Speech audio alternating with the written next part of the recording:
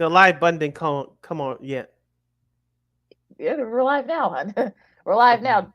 All right. We can finally put the dirt on the Chicago Cubs for the 2024 season. Jerry Weinster finally speaks out, and the dirt from the South Side him is finally exposed. We'll explain. We'll get you set for Week 3 matchup in the NFL between the Chicago Bears and the Indianapolis Colts, and we'll preview Week 4 of the pigskin from the college gridiron. And the initial list of the 2025 Pro Football Hall of Fame class has been released. How many former Bears made that list? We'll give you details. That and a whole lot more is a hashtag Football Friday edition of Second City Sports starts right now.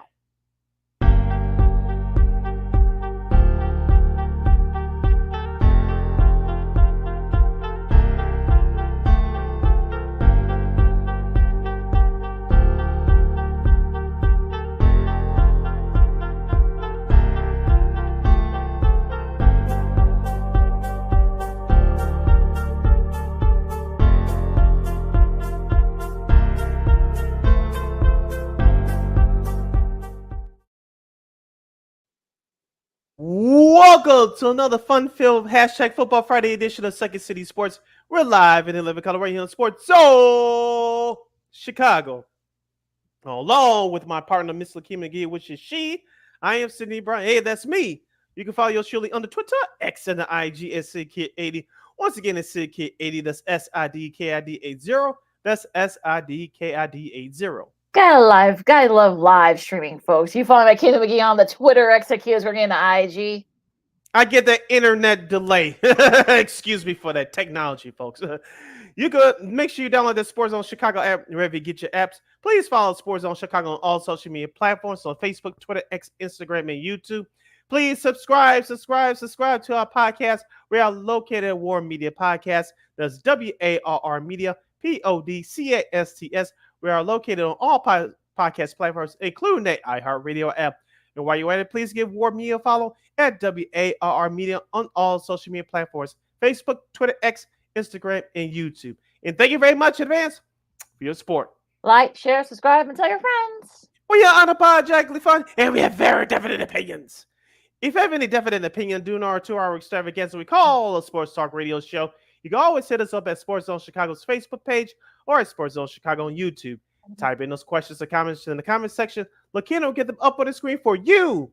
But you've decided to troll and or do something silly, dumb, or stupid. I've given Lakina full powers to give you bonus ability and be a boot. Toodles. But before we begin, we must remind you to catch Sports Zone Chicago's programming live in 11 color right now on Roku TV. That's right. So celebrate the squad and get with the program. Sports Zone Chicago is now available on Roku TV. If you already have a Roku television, please tap on the sports folder and download that Sports Zone Chicago app.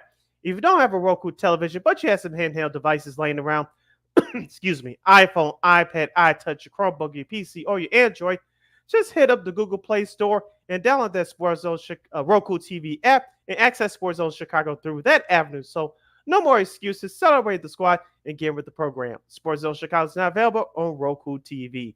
24 hours a day, 7 days a week, 365 days a year. Live and on demand. Anytime, anywhere. And you know we will provide. And we'll be providing you with some of the all the good stuff here on Second City Sports, of course, as we go to the last, I guess technically the last day of summer. And also too, we got the the autumn equinox as well. So yeah, it should be a look, that time of year has been pretty busy. So of course we got college football, of course. Yeah, Illinois has a big one tonight against Nebraska down over in Lincoln. Baby Mahomes. yeah. We'll talk about Baby Mahomes and the rest of that core of the squad in a second. Of course, we got our NFL Week 3 pick'ems as we tried to. I was terrible last week. I'm not even gonna lie. But of course, we got our girl Christine Mack from KSRB. We got her picks, so we'll get that as well. The Chicago Sky season is officially over. And of course, the NFL, the Pro Football Hall of Fame. Some familiar names are on the new list. Coming up for potentially for next year's class, I should say. Of course, we'll talk Bears and Colts, and of course, the rest of the NFL Week 3, and a whole lot more. But first, Sid, let's talk some baseball. And the Cubs are. Well, I guess you could say their postseason hopes have gone down the drain. I really don't have nothing else to say about this. It's just that if you saw, Craig Counsell's presser afterwards, that's about as animated as you're gonna get from him.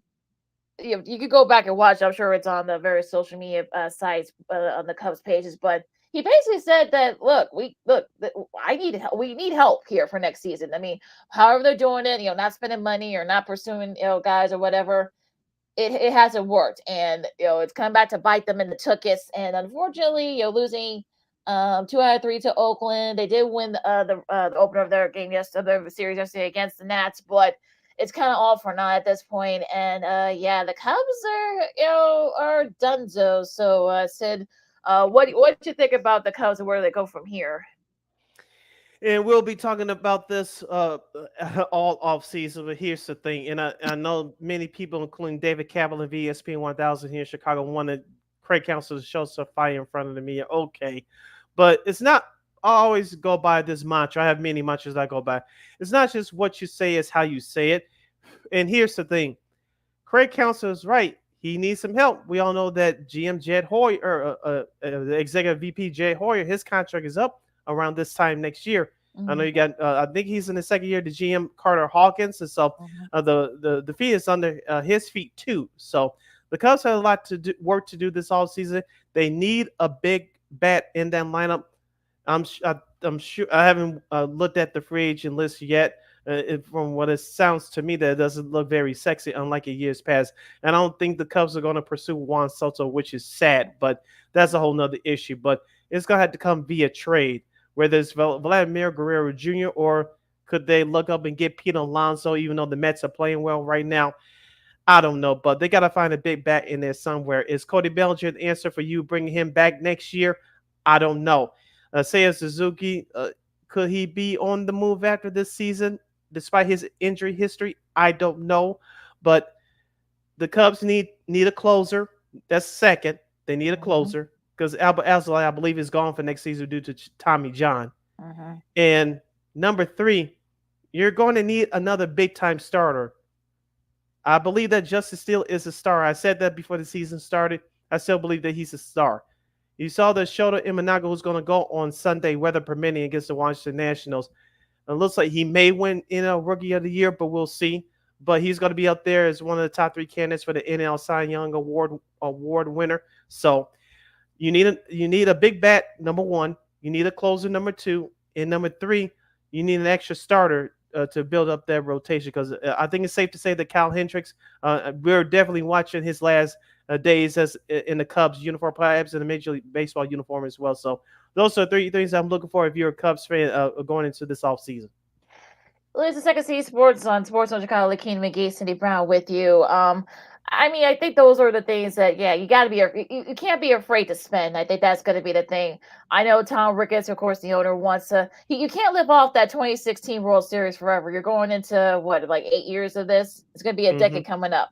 People are, look, folks want to win more, and you can't like sell your laurels just because you don't want to spend. And it's unfortunate that they're not going to pursue Juan Soto because Soto could be the guy, and he's still hitting numbers. He's been hitting numbers since he came into the league.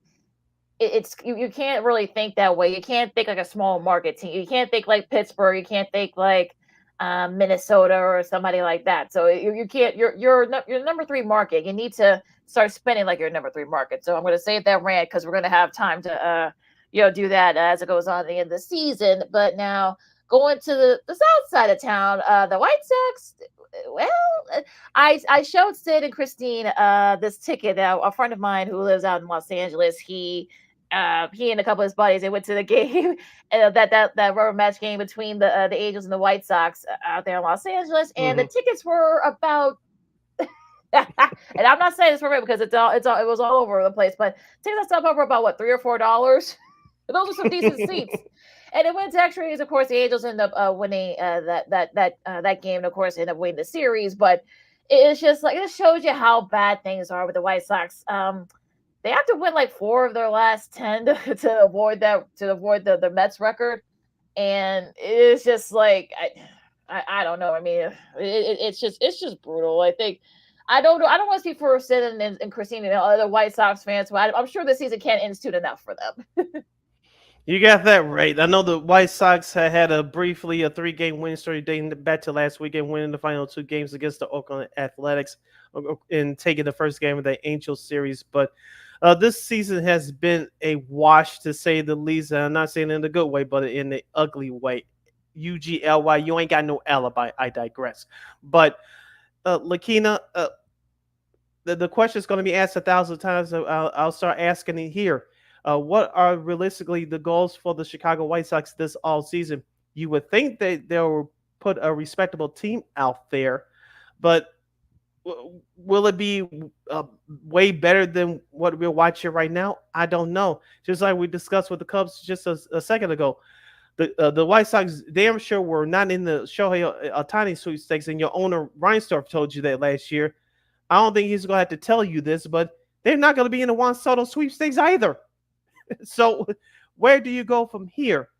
And and we talk about the systemic problems with the Chicago White Sox all year long and for the last couple of years. And for those of you that missed the article from yesterday from Karen Rosenthal and Miss Britt Garoli, I'm sure I'm Rolly, I think. pronounce her name correctly. They they did a deep dive into the systemic problems of the White Sox organization. For those of you that have the Athletic, please check out the article from yesterday. So a bunch of great quotes from anonymous GMs and executives, and Kenny Williams, who got the boot last year along with Rick Hahn. Rick Hahn was not part of this article. This is the only spoiler I'll give you. But um, Kenny Williams, the former vice president of baseball operations, had a lot of things to say in that article, and a lot of things that yours truly and we talked about on this show for the last couple of years, and other Sox guests that we had on again that we suspected over the years. Those things were proving true. Mhm. And where do the White Sox go from here? They got to take a deep look at themselves. And let me just use this popular song from 1992 as a quote, referring to the article yesterday. Remember Mariah Carey's first album, Lakina? Great Mhm. classics. Her songs were playing all over the radio, everywhere. And Mhm. she had a hit song that came out in 1992 called I Can't Let Go. That describes Jerry Reinsdorf. If you don't get that phrase after reading that article, I don't know what's wrong with you. I'm just saying. Yeah, I mean, it's sort of one of those things where, like, I'm not gonna sing it for you all. No, that's yeah, I'll spare you guys that. But yeah, I mean, it's one of those. It's kind of one of those days where you're kind of like, what are the Whites? What do the White Sox do? I mean, are you going to be able to get a manager that's an up and comer that can take a chance and like, you have to wait maybe 3 or 4 years for this team, contends again? It's kind of just sort of cathartic at this point if you're a White Sox fan because the White Sox are just like nowhere near like where they should be. And by the way, they played the San Diego Padres this weekend. Out they're still out there in California. They don't have to play Cease. Thank goodness. I guess that's if you want to. Damn. Yeah, I know. Well, I guess it depends how you look at it. But yeah, I Yeah. mean, it's kind of one of those things where it's just like, okay, what do you do? Okay, okay, crochet. Okay, fine. Drew Thorpe, of course, I know he's done for the year. With he had surgery, so he's done for the year. Of course, Luis Robert Jr. Benintendi's been okay these last couple of weeks. He's one of the reasons why the Sox did end up winning three in a row. But there really is nothing else you can kind of say for the Sox squad at this point. And it's just one of those things where you're just like, what do you do? I mean, and of course, the city council is also still skeptical about of course, Ryan Stroke wants a new stadium for the White Sox. Well, consider where they're at right now. I don't blame her for not being skeptical because nobody wants to pay and watch bad baseball. And I know they got a few more games at home next week, but in the last week of the season. But I mean, come on. I mean, I wouldn't want to spend good money. I know. I think you said you're done for the year going to Sox games, but Yeah. Hmm. it's kind of like just like who's going where? Why would you want to go to a Sox game right now? By the way, they're playing the Angels next week. For those of you that are interested, obviously, no Otani's down in Los Angeles, the Dodgers, and Mike Trout is on the shelf. So, for those, I'm not going to tell folks don't go, or don't go. People can do wherever they want, but I found it very interesting. Like, I was on their website this morning, Hmm. especially because Fan Appreciation Day is, I believe, is next Thursday, so 6 days from now, and I Hmm. noticed that it's going to be held in the afternoon getaway day. Ah, And I interesting. found out a couple of things. One, they're going to have a quote unquote sports media panel that day before the game on Thursday. I found that to be interesting. And number 2, they're going to have surprise giveaways throughout the last 3 games so that homestand next week. And they lowered the ticket prices even more. You cannot be the good folks at the White Sox organization or the secondary ticket market for nothing. So for those of you that want to check out the Sox next week, you don't have to spend a lot. Well, yeah, I mean, look, you probably go for one game, if you even get some food and stuff. So, yeah, Andrew been into any bobblehead nights? Yay! Yeah, well, you know what? Let's take a quick break, of course. Enough with the bad baseball. Let's talk some good baseball. And Shohei Ohtani has another record. And things are getting interesting in the wild card round of both the AL and the NL. And, of course, some great college football matchups as we go into week 4 in Cleveland tonight involving Illinois and Nebraska. Should be a good one tonight. We'll have all that and more coming up next. Lakina McGee, City Brown, Second City Sports on Sports of Chicago. We have more Diamond and college football talk right after this. This year, my mom got me the perfect bag for back to school. These colorful binders help me stay organized. These headphones are just what I need for studying. These new sneakers are just what I needed for the new year. This jacket is a real must-have. My parents got me the skateboard I wanted. It's pretty cool. These scissors really come in handy in art class. These colored pencils, too. These new socks, they can be a real lifesaver.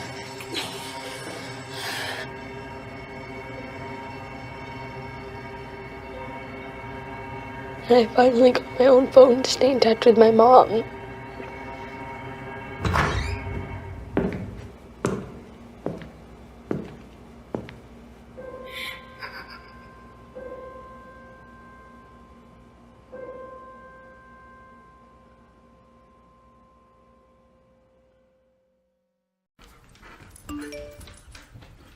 Trisha's having a sleepover tonight. Can I go? I wonder about Lucy's friends.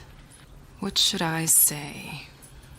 I know you're only 10, but one of these days a friend will offer you a drink. And alcohol at your age can lead to so many things. None of them good. So can I go to the sleepover?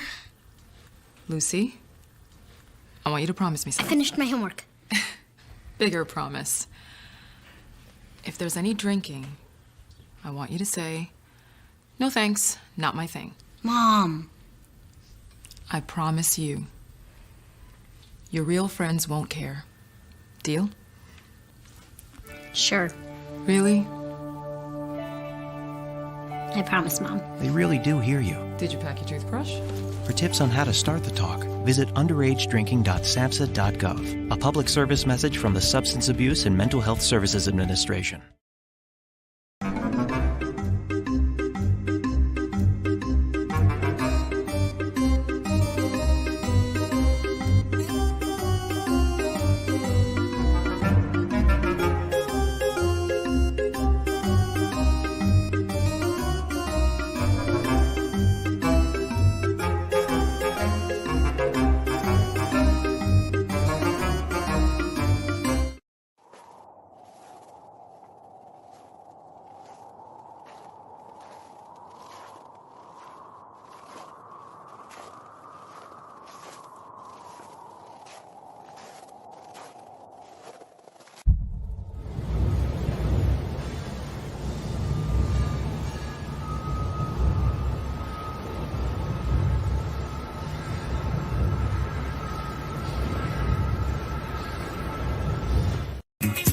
Hey, this is Dr. J, and I listen to Sean and Maya in the morning.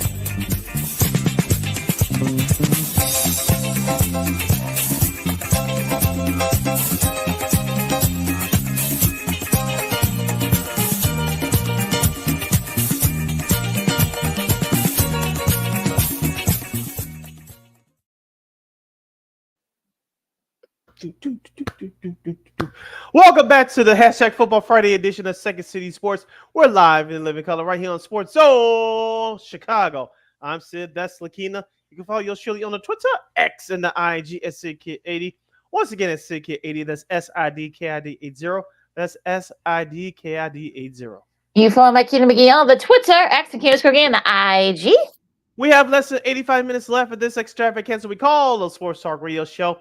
If you have any questions or comments for us as we continue to talk Major League Baseball and preview Week 4 of college football, you can hit us up at Sports Zone Chicago's Facebook page or Sports Zone Chicago YouTube. Type in those questions or comments in the comment section. Lakina will get them up on the screen for you. All right, so let's start. What happened yesterday? Of course, I was kind of like back and forth in between meetings, so I actually missed this. But Shohei Ohtani hit his 50th home run and he got his 50th stolen base, making him the first person to join the 50-50 club. Not that kind of I'm not talking about Malcolm and Eddie, that the club they had back in the day. Well, we're on that show for we're on that show for Old School TV Monday on a later Monday, but.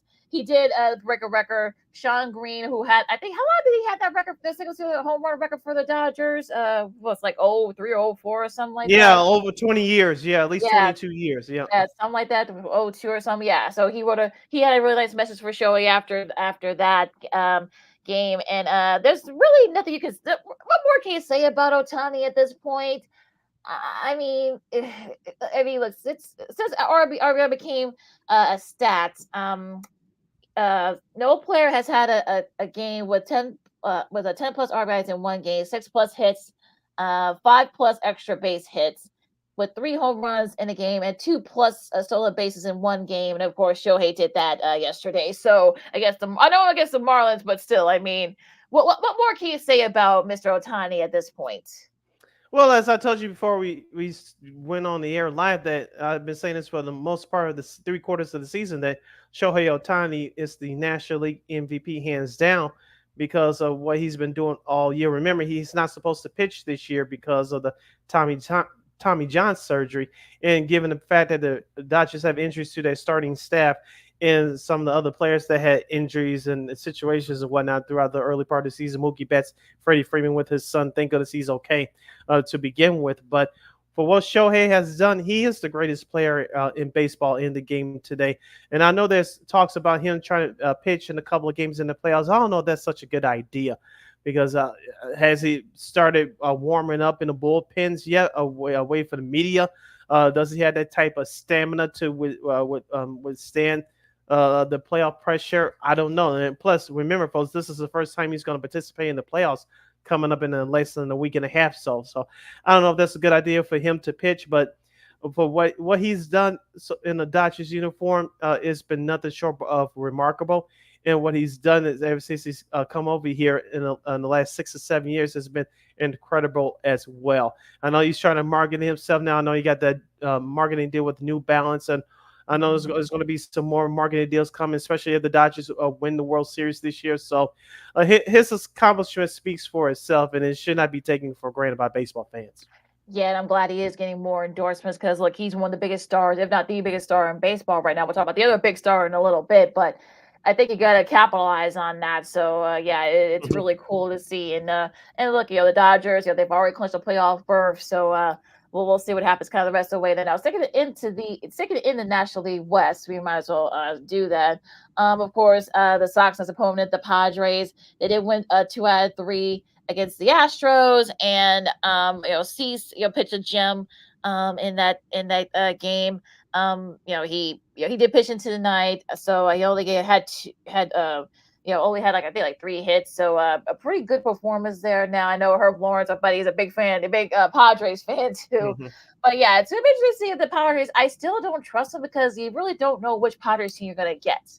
Are you going to get the Padres team that had that little bit of a stretch run where they had that rough start where I think they got that was 2 out of 3 to the Nationals, or you'll get the Padres we're getting now. So it's kind of hard to kind of wonder can the Padres go far in the playoffs? Yeah, and the offense is starting to pick up as well. But the only thing that I'm having trouble finding out who they really are is the back end of their bullpen because it's been going through some struggles here and there lately. And I know the offense has bailed them out many times as of late within the last month or so. But I don't know if I trust their bullpen come playoff time. They do have the starting pitcher, as you mentioned, led by Cease. They do have the offense led by Manny Machado, Fernando Tatis Jr., of course, rookie Jackson Merrill, and Jurickson Profar to lead that bunch. But I don't know if I trust their bullpen come playoff time. That's just me. Yeah, because it's all about the bullpen too. And as we saw the last couple of years, the bullpen can win you some games, but it can also lose you some games. So yeah, that bullpen is still a little bit iffy now. The Diamondbacks, I should say, they're still in it. They did lose 2 out of 3 to the Rockies. They did win against the Brewers, but we'll see what the Brewers are kind of tipping up about the gas in a second. But yeah, I just don't see the Diamondbacks. They're not that team that came out of nowhere and got all the way to the World Series. I think this is going to be a Diamondbacks team that I don't know if they'll be able to get through this time. Yeah, we say it every year, Lakina. We'll say it here when it comes down to the last weeks of the season, especially in the month of September.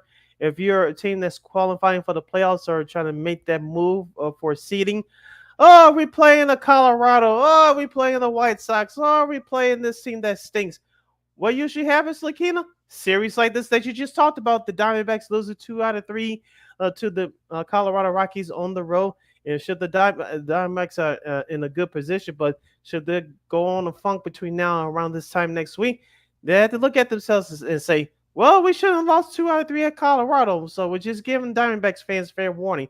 I still like that young bunch of Corbin Carroll and Christian Walker and Zach Gallen, who's picked it up in the last 3 months. So I like that bunch, but should they have a slide here between now and this time next week, they're going to look back at the beginning of this week, say we shouldn't have lost 2 out of 3 at Colorado. This is just a warning sign, but we'll see what happens with them this week as they continue their series, as you mentioned, at Milwaukee. Oh, look at the Cubs. Happened to the Cubs last year. They would have remembered that, but we'll see. Speaking of the Brewers, congrats to them. They win the division in the National League Central. Pat Murphy, his first year as manager. Basically, but for the most part, some guys that are probably aren't named guys. See, I'm not being petty. look, I'm not being petty. I'm not being petty at all.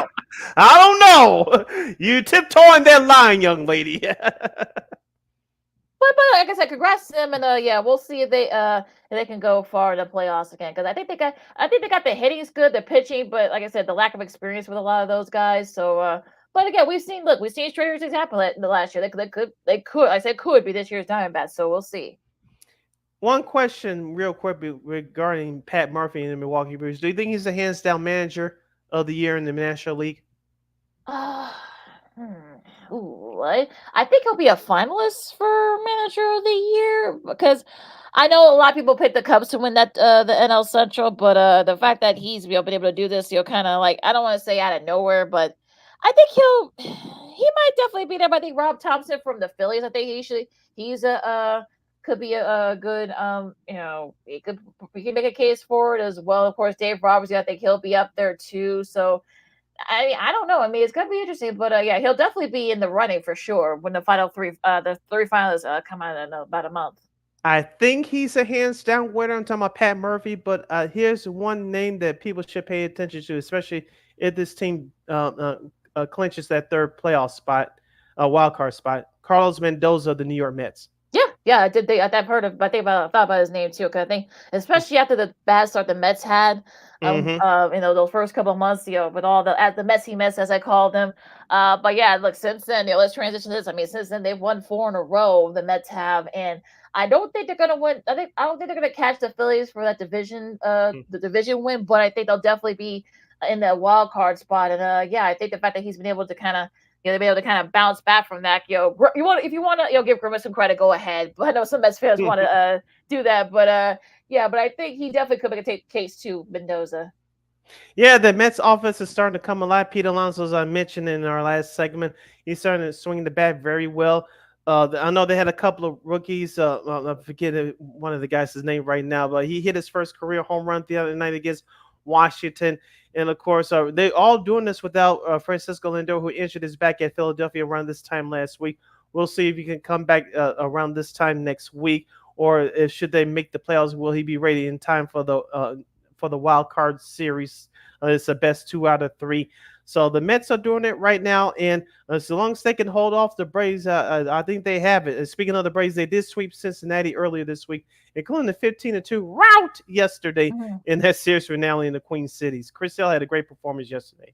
Yeah, he did really good yesterday. So the Braves are interesting too. Now, Now, the Mets did get that first game against the Phillies. So if you're the Phillies, you want to try to. I think their magic number. I think it's like 5 or 6 to win that division. So you don't want to be caught like with your pants down, as you're trying to clinch that NL East. So if you're the Phillies, try to split that series with the Mets. So you can kind of get get the ball on your field or court, as they say, to try to clinch that NL East. Now, it was the Second City Sports on Chicago. Keith McGee, Sydney Brown with you as we talk some more baseball here. Let's go into the AL, and things are getting interesting in the AL Central. Now, the Guardians did clinch a playoff spot, so that's good there. But probably the hottest team in Major League Baseball, the Detroit Tigers. Oh no! I don't think. Look, I was talking to our buddy, of course, Brian Field. We've had on the show many times. He does do sports reporting anchoring for ABC7 in New York. You guys know if you guys listen and watch the show. But he is from Detroit. He's a Detroit sports fan through and through. And I teased him about this because you and I talked about this on Monday. Like, if you had told us that the Tigers would be right there to think of it for a playoff spot, I would have thought you were crazy.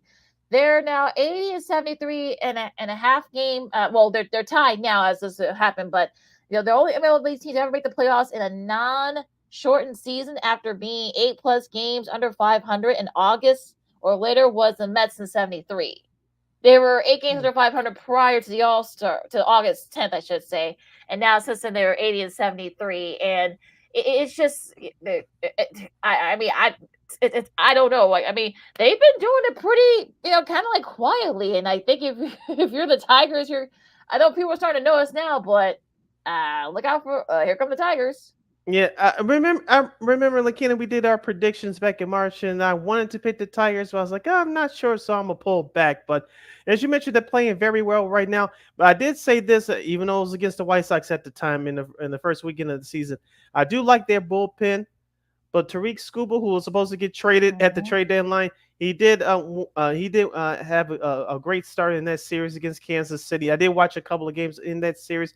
The Tigers, they still don't look threatening. The names in their line still don't look threatening, but they score some timely runs, and they have a great bullpen. And the top half of that starting rotation is very good. So they're riding this hot wave right now. Let's see if it continues, because you only have 1 week left in a regular season. And Kansas City, I've been hot and cold on them all year. Looks like they're starting to fade a little bit. They had a little bit of a cushion, but I'm not so sure now. You can say the same thing about the Minnesota Twins as we transition to them in the AL Central. Congratulations to them. They clinched a playoff spot yesterday as they beat the Twins by the score of 3-2. The Twins, who's more worried, if you're a Royals fan or a Twins fan? Oh my good. Well, look, I mean, consider the fact that the Tigers did sweep the Royals. I think, despite all the evidence of Bobby Witt Jr. But yeah, I think if you're if you consider what their schedule and how the schedule shapes out for the rest of these next week and a half, the Royals play the Giants. We'll do the schedule in a second, but yeah, the Royals play the Giants. You gotta think the Giants would love to play spoiler for the Royals, and the Twins, they play the Red Sox. So, I mean, it's gonna be interesting to see. It's really gonna depend on the schedule, because their schedules are pretty even the rest of the season. So, I don't know. I think it's a wash on who should be more worried at this point. Yeah, and like you said, both those teams will have an interesting stretch, and we'll get into the schedule in just a moment. Quickly to the AL East, Lakina, congratulations to the New York Yankees. They clinch a playoff spot. When they may have another celebration around this time next week, because the Baltimore Orioles, despite them winning their series finale against the San Francisco Giants yesterday afternoon, they've been struggling. I told you their starting pitching has been terrible since the All-Star break. Their bullpen has been a mess. Craig Kimbrell, one-time former White Sox and Cub, he was released yesterday. Yeah, they said bye-bye to him, and unfortunately, it really hasn't been injuries. It's just a lot of inconsistencies with their pitching. Their pitching hasn't been, very good. Both their starting and their bullpen, also too the hitting. I mean, Mullins hasn't been pitching well. Rossman hasn't been hitting very well either. So, and Eloy, I don't know where he is. He's still even there with the ball. Look, he had a great first couple of weeks, and then he just disappeared. Like, wait, what happened? So, I don't know. They need to get it together. I think they won't make the playoffs, but seeding wise, it could it could get interesting among the positioning here. Yeah. And of course, your Mariners. Mariners. No, they won yesterday after the Yankees celebrated, but as I said, too little, too late for them. The Houston Astros are tugging along. It's just a matter of when when they clinch the AL West. Yeah, I think their match was like 4, I think. So they'll probably clinch it before the weekend is over with. So congrats to the Astros. They showed you why they won the World Series a couple of years back. So they got a few new guys coming in, but yeah, that core is still there. And I got to commend them. I can't be petty about that. Look, they worked their way up, and good for them. All right, to the schedule for this weekend in Major League Baseball, we'll just run down the important games that have playoff implications. The White Sox will take on the Patriots. That's later on tonight. Of course, the Nationals and the Cubs will get it going here in the game 2 in about less than a half hour from now. The two bad games there. We won't get into that. The first game at Apple TV Plus tonight, Detroit at Baltimore. This should be fun. We'll have the Atlanta Braves at the Miami Marlins. We have Minnesota at Boston at Fenway Park. Of course, the second game simultaneously on Apple TV Plus will be the Phillies and the Mets' second game of that series. Seattle will visit the Texas Rangers.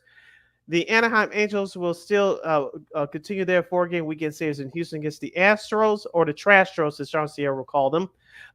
Arizona will visit Milwaukee. As you mentioned, San Francisco will visit the Kansas City to take on the Royals. Cleveland at St. Louis. The Yankees at Oakland for the final time at that dump, unfortunately. In Colorado at Los Angeles, they take on the LA Dodgers. And the only national game, of course, no FS1 game nor Fox game, of course, because of college football. We'll talk about that in a minute. But the last game of that Phillies-Mets Mets series will be on ESPN Sunday Night Baseball coming up on Sunday. So we'll see we'll see. I mean, we'll be seeing the Phillies perhaps maybe celebrating a bit. We'll find out on Sunday. And that is scheduled for this week in MLB. As you listen to Second Sports on Sports Zone Chicago, Lakina McGee, City Brown with you as we go into college football a week of 4. Now we got a big matchup tonight on the this should be interesting on the big Fox network at 7. You got Illinois, number 24 Illinois against number 22 Nebraska. Where Joe Raiola, Baby Mahomes, of course, that's his little cousin. That's Pat Mahomes' little cousin there, in a very against a really solid Illinois defense. This is actually Illinois' first road game this year, so you gotta think the folks in down over there in Lincoln will be rocking. It should be a fun matchup tonight. Yeah, so I'm looking for Illinois to run the ball to keep that Nebraska defensive line honest and on their heels, but I'm looking for a big game for the Illinois. Fine. Illinois, their big time wide receiver, Pat Bryant. He has 15 catches for 235 yards and 4 touchdowns so far through the first 3 weeks of the season. We'll see how the Nebraska secondary defends him tonight. If he gets double covered, who else is going to be open for the Illini offense? Altmaier. This is going to be a big showcase game for him. Looking at, as we talked about before the season started, he's expected to take that next step with the final lineup now ranked in the top 25. This is a big game for that program and for that quarterback Altmaier as well. I want to see him have a strong performance tonight. Going to be very interesting, of course, with that defense. I mean, both defenses are very solid, both Illinois and Nebraska. So we'll see which defense can get that, make that big play and get their team the edge tonight. So it should be interesting there. Now, Stanford and Syracuse, this is ACC matchup. Go figure. That'll be at 6:30 on ESPN. Also, too, on the CW network. Crazy. Yeah, right. And also late on the CW network, you got. Of course, Channel 9 here in Chicago. You got San Jose State and Wazoo, Washington State. That should be a fun matchup there. Now going into tomorrow's games, Fox's big noon Saturday game. You got Ohio State hosting Marshall. That should be big news Saturday. I don't think Ohio State should have no trouble with Marshall. I know they caught Notre Dame off guard a couple years ago, but I just don't see it. They're kind of rolling along this year, so I don't think it should be too big of a deal. Then this should be a good matchup here in the ACC on ABC at the same time. You got number 21 Clemson hosting NC State. That should be interesting matchup there. Let's see. North Carolina, James Florida Madison, and Mississippi State. Yeah. We'll see if Billy Napier can get it together because he's on the hot seat over there in down in Florida. That'll be at 11 a.m. on ESPN for Mississippi State. You got the Cowboys going to be working there, so that should be interesting. North Carolina hosting James Madison. That's going to be on ACC Network. Kansas, they made a change at QB. We'll see how they do against West Virginia, coming off that tough loss against Pittsburgh. Rice and Army, that's on CBS. Our buddy Randy Cross will have that call that game on CBS Sports Network at 11 a.m. Kentucky hoping to bounce back from that tough loss to Georgia. They will try to bounce back against Ohio on the SEC Network. Probably one of the couple big ones here on CBS. You got USC against Michigan. USC, they actually may have a comparable defense. Michigan, they're kind of just, rolling along. Everybody's trying to make their field. Sherrone Moore finally got his contract, so congrats to him. But that should be a fun matchup over there in Ann Arbor. Yeah, so I'm expecting for Caleb Mullins, the big running back out of Michigan, to establish the run. He has 36 carries for 270 yards and 2 touchdowns so far through 3 games this year. And also, too, on the flip side for USC, Millen Moss, only 2 touchdown passes this year. I'm expecting a big game out of that big young arm. This used to be an old... USC's favored by 4 on the road. Yeah. This used to be an old Rose Bowl matchup. Now it's a Big Ten matchup. Good Lord. Welcome to college. Welcome to college sports in 2024, folks. UCLA against LSU at the same time on ABC at 2:30. Brian Kelly and the Tigers got let off the hook last year. We'll see how. I know UCLA. We'll see how they do down there in in Tiger Stadium. That should be a fun matchup there. Notre Dame hosts Miami of Ohio. That's going to be on NBC Peacock. Georgia Tech should be going here on the ACC. You got Georgia Tech and Louisville on ESPN2 at 2:30. And speaking of the Northern Illinois Huskies, they're ranked number 23 in the country right now after the shocking upset at South Bend a couple of weeks ago. They're 2-0 right now. This game will be at Husky Stadium in DeKalb. They'll host 2-1 Buffalo. That's at 2:30 p.m. on ESPN+. Should be interesting there. So as they start their MAC play, Arkansas and Auburn on ESPN at 2:30. You got Rutgers and Virginia Tech. That's going to be on ACC Network. Arizona State and Texas Tech. I guess some people say take the over. That'll be on FS1 at 2:30. Memphis and Navy on CBS Sports Network. All right, should be a good one here on Fox. You got Utah and Oklahoma State. Cam Rising for Utah, the quarterback. It looks like it's going to be a game time decision. You got, Oklahoma State. They got a great offense. Utah got a good defense. So should be interesting to see how this goes down there in Stillwater. Yep, it should be fun with those 2 schools airing it out. Let's go to the primetime games starting next 6 p.m. locally on ESPN. Number 8, Miami, the U will travel to Raymond James Stadium, where the home of the Tampa Bay Buccaneers. They'll play the 2-1 South Florida Bulls in a battle of the state of Florida there. At the same time on FS1, the 2-1 Northwestern Wildcats, they'll travel cross country to the upper Pacific Northwest. They'll face the Washington Huskies. They're also checking in at 2-1. Washington is favored by 12 points. Do you see Northwestern even have a chance to at least hanging in there in this one?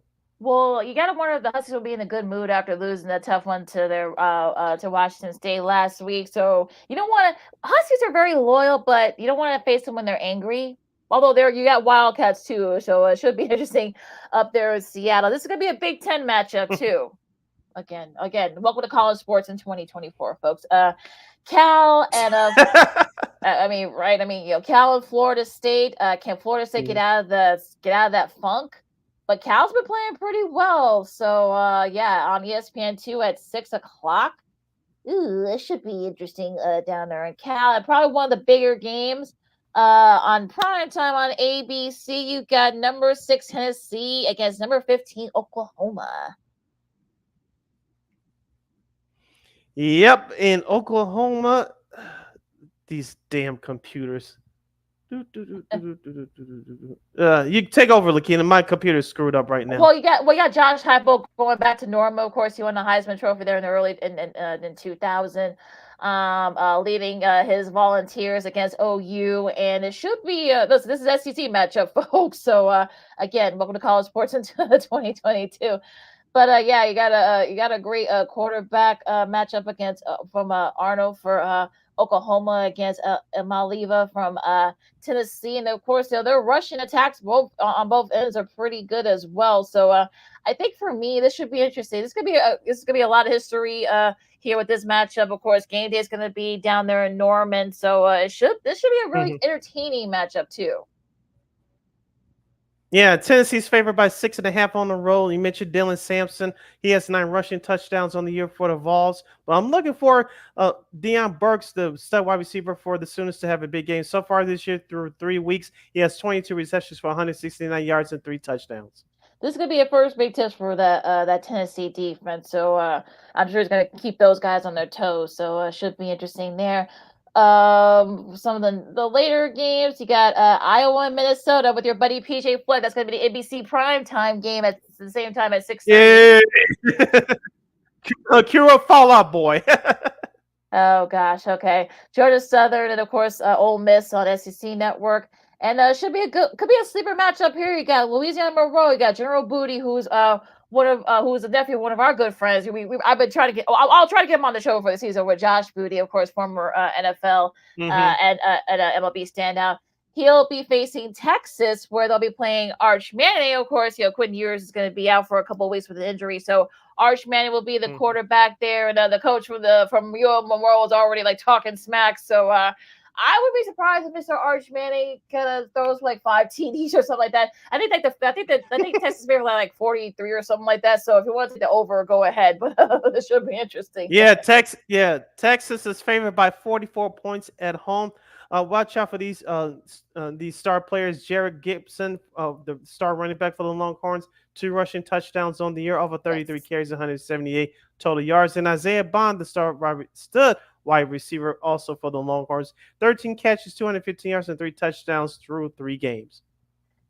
Should be entertaining for that aspect of it. Michigan State and Boston College at 7 o'clock on the AC Network, I should say. Also, too, you got the Fox primetime game. We got Colorado hosting Baylor, and then now Big 12, back to the Big 12. Let's go primetime, yeah! Yeah, I mean, Baylor's been okay. I mean, I know they're not the Baylor we saw from a couple of years ago, but they're still pretty good. Shedeur Sanders, Travis Hunter. I mean, that's going to be an interesting matchup there, but going to be interesting to see how they kind of respond. I mean, they did beat their in-state rival. We'll see if they can kind of get back on track here. Yeah, the Buffalo should continue their momentum and protecting Shedeur Sanders. You saw him; he got back on track last week.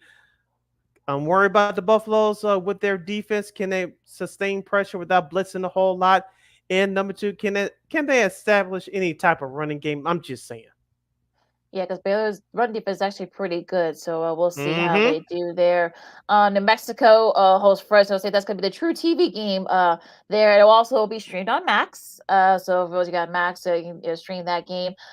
Purdue and Oregon State. That's going to be the 7 o'clock game on the CW network.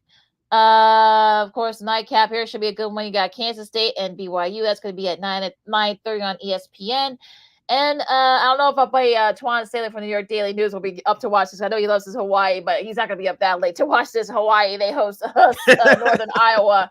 That's going to be right before 11 o'clock. It's not gonna, I'm sure it's going to be streaming somewhere, but yeah, I don't think it's going to be stayed up late. I don't think I will either. That's what YouTube is for. Right, that is very true. That is just for week 4 of college football. So great matchups coming up this weekend.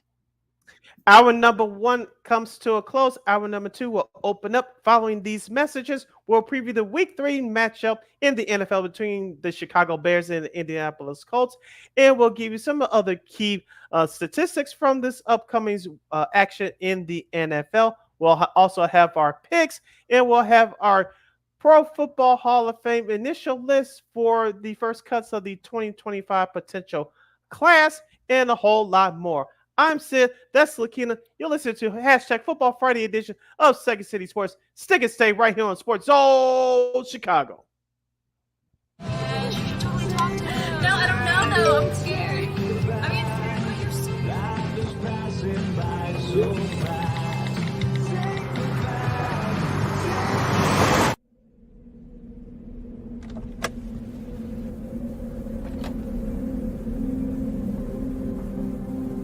Do you know that you're in my lane? No, not at all. Are you not paying attention? Are you texting? I was just checking in with my mom. I was telling her that I thought we'd be home by 6. It's okay. There's enough time. Just pay attention. I'm not even halfway through my text. There's no way. I'm not even going to look up. My babies are in the car. You have to pay attention. It's just supposed to be a quick text. I'm so sorry.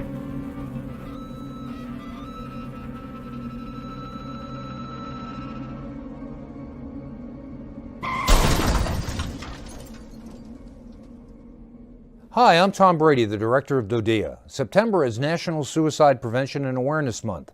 The simple act of reaching out and caring for those in our communities is something we all can do. Just being there for someone you care about can be a tremendous first step in getting them access to confidential resources and support that they need. It only takes one person and one small act and 1 minute to make a difference. Let's make a difference.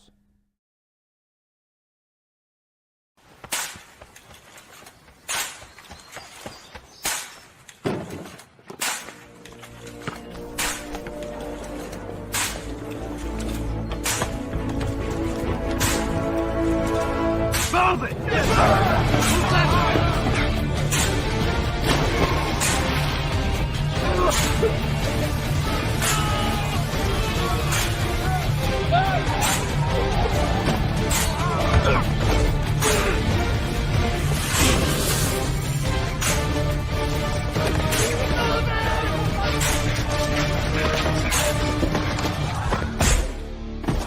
Many will hear the calling.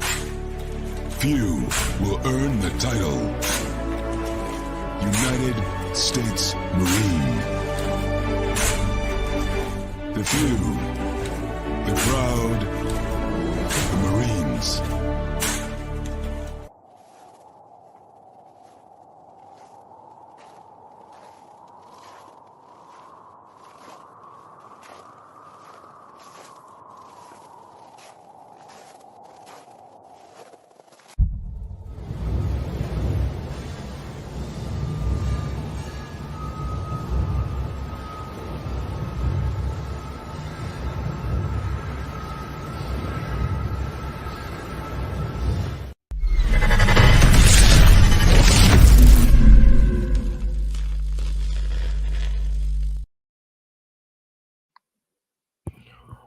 Welcome back to hour number 2, rather, of Second City Sports on this #Football Friday edition. Giving us an extra hour for no reason. We're live in the living color right here on Sports Zone Chicago. I'm Sid. That's Lakina. You can follow yours truly on the Twitter, X, and the IG at SidKid80. Once again, it's SidKid80. That's SIDKID80. That's SIDKID80.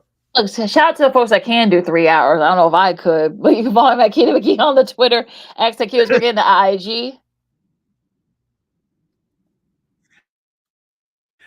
We're heading to the second hour of the program. If you have any questions or comments for us as we preview this weekend's game between the Chicago Bears and the Indianapolis Colts, you can hit us up on the Sports Zone Chicago's Facebook page or at Sports Zone Chicago on YouTube. Type in those questions and comments in the comment section. Lakina will get the up on the screen for you. And just a daily reminder, you can catch Sports Zone Chicago's programming, including Second City Sports, live in the living color right now on Roku TV. All right, so let's start our NFL Power Hour previewing Bears and Colts. And It's going to be interesting because this is a Colts squad that, yes, they're 0-2 and they're very desperate. I know DeForest Buckner is going to be out for I think 4 weeks. I know he's probably the only good defensive player that the Colts have. But I'm not going to say it's going to be an easy game for the Bears because you still got Anthony Richardson to deal with, and his arm, and we know that the Bears defense can sometimes be a little, I don't want to say lackadaisical, but they can kind of have a slow start, if you will. We always saw that in the first couple of weeks of the season. You got to deal with him. Jonathan Taylor is still a solid running back. I know Michael Pittman Jr. is questionable on the receiving side, and Josh Downs too. Josh Downs too is really solid. So is Alec Pierce.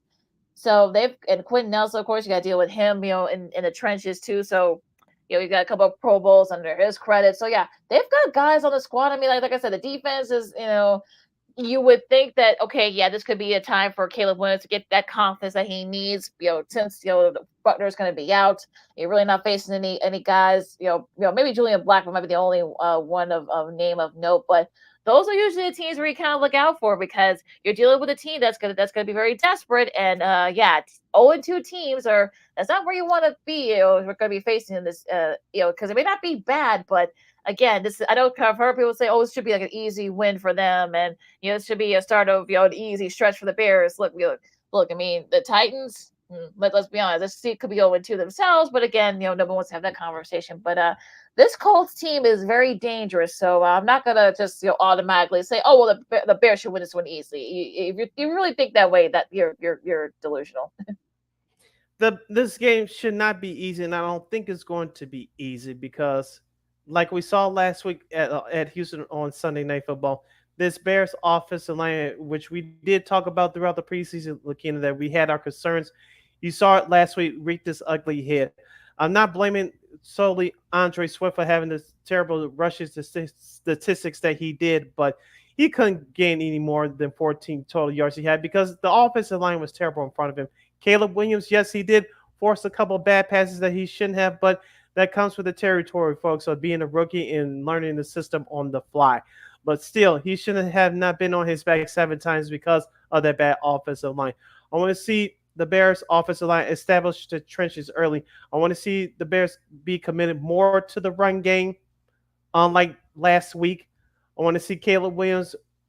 Did we see this last week? Again, I'm not sure. But remember in the first game against the Titans, the Bears had a bunch of rollouts, quarterback rollouts, and a bunch of, I'm not going to say halfback options, but a lot of motion within their offense. We didn't see that last Sunday night.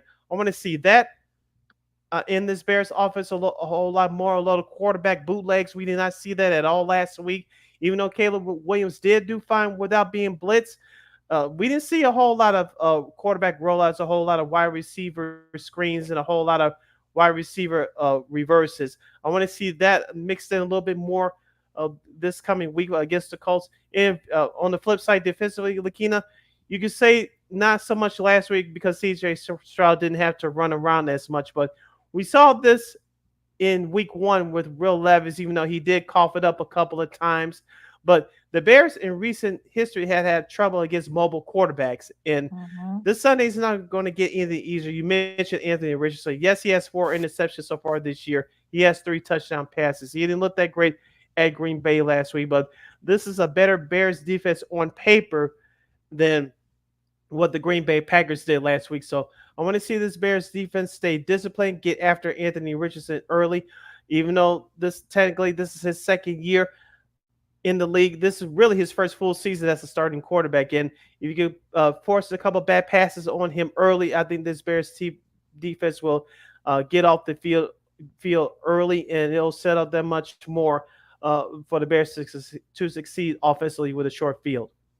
This could be one of those games where I always tease about this, the 1980s, this could be one of those 9-6 or 6-3 kind of games because, do you expect I think if you're, going to be facing a Colts defense that, you feel like, oh, it's really Buckner and everyone else, now you have to worry about him.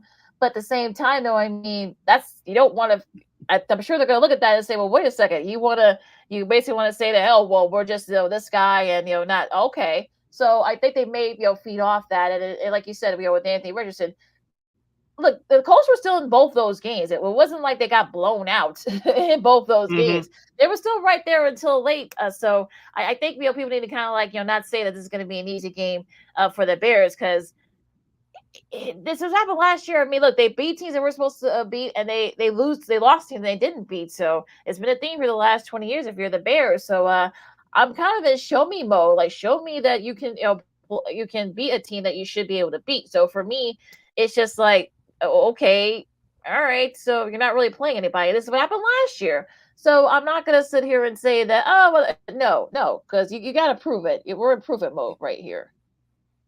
You're listening to Second City Sports on the hashtag Football Friday edition right here. We're live in 11 Color Sports Zone Chicago. Still looking here with you, previewing Bears and Colts Week 3 matchup. That game will be taking place at high noon Central Standard Time on CBS from Lucas Oil Stadium in downtown Indianapolis, Indiana.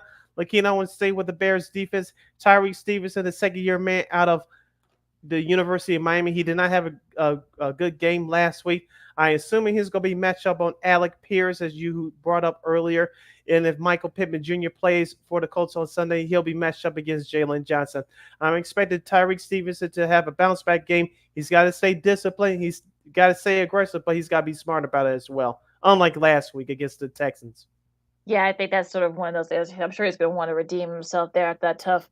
Basically, CJ Stroud kind of made him look kind of silly. So, well, actually, more Nico Collins did, more or less. But it's going to be interesting to see kind of like all this sort of like, shades out, because, we know the crowd. We know there's going to be a lot of Bears fans down there in Indianapolis. So, should be a fun matchup here. Like, kind of like, I don't want to say it's going to be entertaining. Like I said, it could be one of those like 9-6, type of deals where it could be the battle of the field goals, if you will. So, yeah, I mean, look, I know, this could be a breakthrough game for Caleb, but this could also be one of those games where you're just like, well, that O-line is showing you that you're kind of be putrid and make the Colts look like the 49ers or something, or the Steelers. So defenses. So yeah, I'm kind of like, look, I'm not good. Well, we won't say who we're picking. We're going to say that after the next segment, but it's going to be interesting to see what happens now with this. Now, again, do you use Swift a little bit more? Will Cole Kmet get involved? So, yeah, it's going to be one of those things where you just like, you think you know what's going to happen, but it turns out to not be the case. So, it's going to get a little bit dicey here. One more question before we move on, Lakina. Speaking of the running game for Chicago, we talk about DeAndre Swift. He was better in the passing game last week, but when will we see Roschon Johnson, and when will we see Khalil Herbert get more than 2 or 3 carries a game?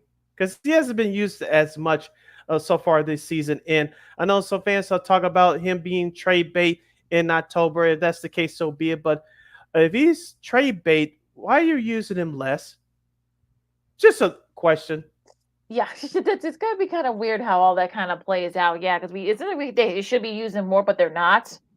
So, yeah, that's kind of like another one of those, like, head scratchers there. So, I'm kind of interested to see what's going to happen with this, because yeah, I mean, we'll see if we get those questions answered. Now, of course, the game will be on CBS. Of course, all the weird like cross divisional, whatever you want to call it. We're gonna have Andrew Kell on, Tiki Barber, Jason McCourty, and AJ Ross on the call for this game. So hopefully, McCourty's a defensive guy, so we'll see if they can kind of. We'll see if the Bears can kind of make Anthony Richardson run a little bit, so panic a little bit. So we'll see. But yeah, this could be one of those matches where you think you know what's going to happen, that it is not being the case. So it'll be interesting. Nonetheless, you're the Second City Sports on Sports Chicago. Lakina McGee, Sydney Brown with you. Now let's recap real quick. Let's recap real quick, because there's really nothing much to say about this game. The Jets and the Patriots from yesterday. I didn't watch a single minute of this game because I knew it was going to be a blowout, and it was. Aaron Rodgers showed a little bit of the old Aaron Rodgers, 2 touchdown passes, 281 yards. Your buddy Breece Hall had 54 yards in the rushing TD. Yes. Former fantasy team. Yes. On the flip side, of course, Jacoby Brissett did totally struggle. And to the defensive credit for the Jets, they did sack both he and of course Drake May. Got in near the end of near the end of the third quarter, I should say. But he got sacked. In total, the Jets sacked both QBs 7 times combined. So a nice showing there. And look, they did a good job against the team they're supposed to beat. Yep. Also, too, Braylon Allen, the backup running back for the Jets, had 11 carries for 55 yards, and the tight end Tyler Conklin had checked in with 5 catches for 93 yards last night. And Garrett Wilson looked nice on that touchdown catch early in the game from Aaron Rodgers last night. And looking, like you said, the Jets. I'm not saying they're going to win the AFC easy. You know, the path may look quote unquote easy for them on paper, but like you said, they did have to beat the team they supposed to be in the New England Patriots. I know the Jets on a 2-game winning streak now, beating the Titans on the road 4 days before, and then taking care of business last night. But on the flip side for the Patriots, when will new head coach Gerard Mayo hand over the keys to Drake and May officially, because things are getting ugly real quick in New England. I know this is supposed to be a rebuilding year for the Patriots, but Jacoby Brissett, I commend him for having a job sticking around, but I don't think he's too long for being a starting quarterback in this league. That's just me. Well, he's been around for I think about a dozen years now, and I guess you want to give him the keys, give Drake May the keys and such. So I mean, look, it'll be interesting to see what happens after that. But like you said, I mean, I don't think they're expecting too much from the Patriots this year. I know some people had them as a sleeper pick to go to the playoffs. I just don't see that happen. This is going to like a transitional year or a rebuilding year. So yeah, I mean. We might get it within the next couple of weeks, especially if they get 10 days off. So we'll see if they can kind of get it going there. But on the flip side, though, for the Jets, I mean, they're kind of like sort of quietly coming along here. So the key is keep everybody. I know they lost Morgan Moses when they're top tackles, but he's only going to miss a couple of weeks, so that's a good thing, I guess. You'll miss a couple of weeks, but I guess it's better than missing the season. But Aaron Rodgers looked really good. Like I said, if these are just a fraction of what we saw from those MVP Aaron Rodgers years, maybe they can kind of make things interesting in the AFC East. But yeah, nice win for the Jets. You'll do what you're supposed to, take care of business. And number 2, since the Jets have a couple of defensive linemen down right now, when will Hassan Reddick come back? People. Yeah, I mean, look, you got to think his price tag keeps going up. He's losing a lot of money missing practices and now games. So you got to think that he's going to be calling. And he's being fined too. So yes, yeah. So you're wondering, is he going to have to start calling, folks saying that, yeah, let's talk for a second. So we'll see. To be continued. We'll see if they can get it done within the next 10 days here. Now going to the rest of the matchups coming up in week 3 and. Well, I mean, look, probably the more intriguing matchups here, and this will be on CBS. I'll be watching this game on the computer since, of course, the Bears and Colts game will be on CBS. But same time will be the Texans and the Vikings, both 2-0. And I'm looking forward. This should be interesting because I don't think anybody thought that the Vikings would be 2-0 at this point of the season. But yeah, I mean, look, you got to, Sam Darnold. I think it looks like Justin Jefferson will play with that, despite that thigh bruise. On the flip side, though, for Houston, C.J. Stroud, Nico Collins, Tank. We didn't hear much from Tank Dell on Sunday night. Joe Mixon, it looks like he should be good to go as well. But I think it's going to be the defenses. I think Minnesota has look, Brian Flores is going to be blitzing Mr. Stroud like crazy. So I hope he's ready for that. And you speaking of not hearing from Tank Dell last week against the Bears, we didn't hear much from Joe Mixon either. That was the first time, even though it was week 2, he was held to under 100 yards rushing. And you mentioned with that defense for the Vikings, I want to see how Joe Mixon will respond after a bad game, because the Houston Texans will need Mr. Joe Mixon to do very well against that front four of the Vikings. Should be an entertaining game. And another entertaining game that'll be on Fox, the Eagles and the Saints. Eagles coming off that some of a shocker, losing to the Falcons. And, of course, the Saints are 2-0. I mean, AJ Brown's going to be gone for a couple of weeks because of that hamstring injury. So we'll see if they can kind of get it going. But I think the Eagles are not going to be in a good mood. So this should be an entertaining game. So, Derek Carr and Alvin Kamara, that's, the Saints, that hopefully they're ready for them. Another good game on the East Coast. This is at high noon on CBS. As we call them on this show, the San Diego Chargers of Los Angeles 2-0. They stayed on the East Coast this week, but we will take on the Pittsburgh Steelers in the Steel City on Sunday. Both teams are 2-0. Like, I think, can we see a breakout performance from Justin Justin Herbert, and will Justin Fields make another start for the Steeler crew? Yeah, I think they're keeping both those. The battle of the Justice, I keep seeing, but it could be. Look, I think for me, I think it's going to be the defenses. Of course, you got, of course, you got T.J. Watt for no, not T.J. Watt, DJ Watt for for the Steelers, and I think that's going to be also the Chargers. Of course, you got Bosa and that group too. Of course, Khalil Mack as well, still around. So this should be interesting to see which teams for real, I think. But yeah, I mean, look, I mean, look. Watt and Bosa should be an interesting defensive matchup there. Also, to the quarterbacks, the battle of Justins. We'll see if that's going to be the case. But I don't know what to think about the Steelers. I mean, they've been able to do just enough to win both their games, and the Chargers might be better than some people were thinking. So could be one of these which is true game, as I say. So there should be a retaining one down there over there in Steel City. Couple of late games to take a look at. All these will be on Fox at 3:25. We'll start out with the Baltimore Ravens visiting the Dallas Cowboys. Who would have thought that Baltimore would start the year 0-2? Of course, Dallas took a big loss in their home opener last week against the New Orleans Saints. I'm looking for Lamar Jackson to have a bounce back game here. The Cowboys, you think they will be able to win this game, but the Ravens will be playing at a desperation level they haven't had in a long time. Yeah, and I think that might actually help them. Of course, Derrick Henry, he thought he was going to be a Cowboy, that they kind of jaded him. So you got to think, I'm sure you saw what Kamara did last week against the Cowboys because they run defense. Feed him the ball. Feed him. And hopefully they can kind of get it going here. And, of course, Tom Brady will have the call again. This is a third straight Cowboys game. Yeah, go figure with that one. But, yeah, I think this should be one of those games where you got a desperate Ravens team. They're going to want to, 0-2. They let that game against the Raiders slip away from them. Yeah, I think they're not going to be in a good mood. You don't want to face a flock of angry Ravens. So hopefully this could get ugly for the Cowboys. But, yeah, we'll see what happens there. Now, the other game for that Fox 325 game, you got the battle of the 1-1s. You got the Lions and the Cardinals. That's suddenly is an intriguing matchup. I'll be watching this one via my computer screen. Oh, I'm loving this matchup. I mean, like Kyler Murray, Jared Goff. You can't, what more can you ask for? And the defense has got to be looking pretty good. I know, it's not, the Cardinals defense is not, you got Budo Baker, but that's about it. So they've been able to kind of keep, defenses sort of, they did it to Buffalo. They should have won that game in Buffalo a couple of weeks ago. So yeah, this game is going to be interesting, probably more interesting than a lot of people think. So, of course, we'll see what happens there. And, of course, the Sunday night game, you got the Chiefs and the Falcons. The Falcons, of course, pull off that upset against Philadelphia. Of course, Kirk Cousins led them down the field for us to win that game.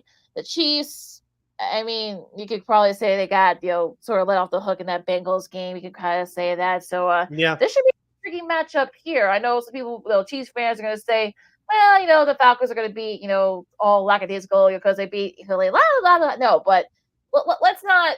I'm sure Philly felt that way too before they lost, especially in those last few minutes. But I digress. Yeah, also too, the Chiefs will be missing Isaiah Pacheco for the next 6 to 8 weeks. Is it Carson still their rookie running back out of UCLA? Will he take the majority of the carries? And we'll see Xavier Worthy back again on the national stage, the rookie wide receiver out of Texas. We'll see if he can have a monster game against the suspect Falcons secondary.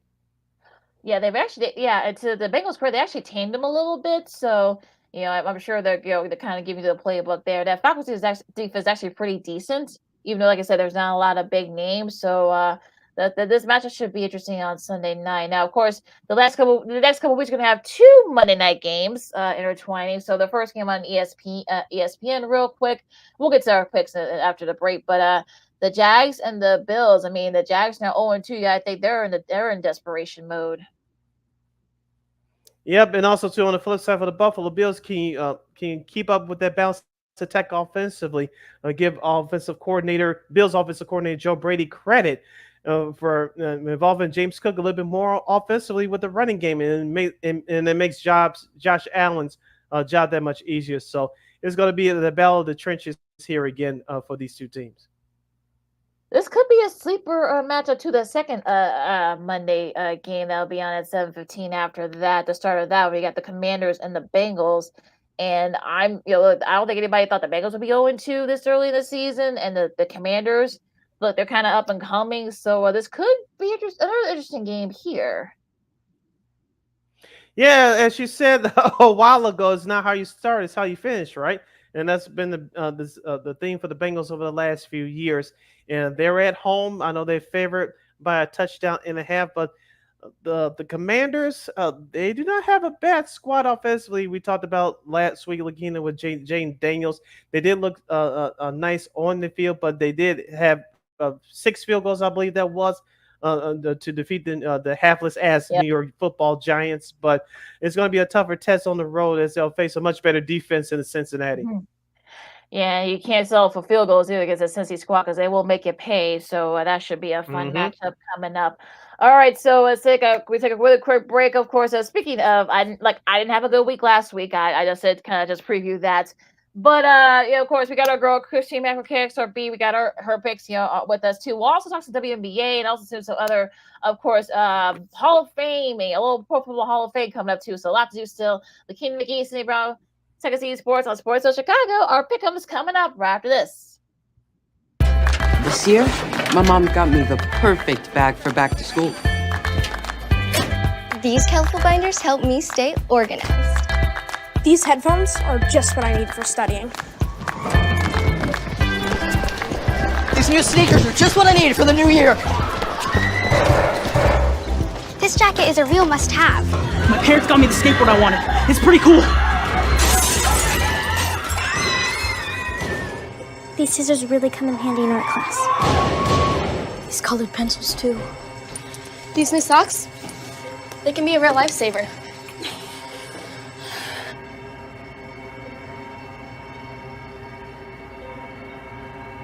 And I finally got my own phone to stay in touch with my mom.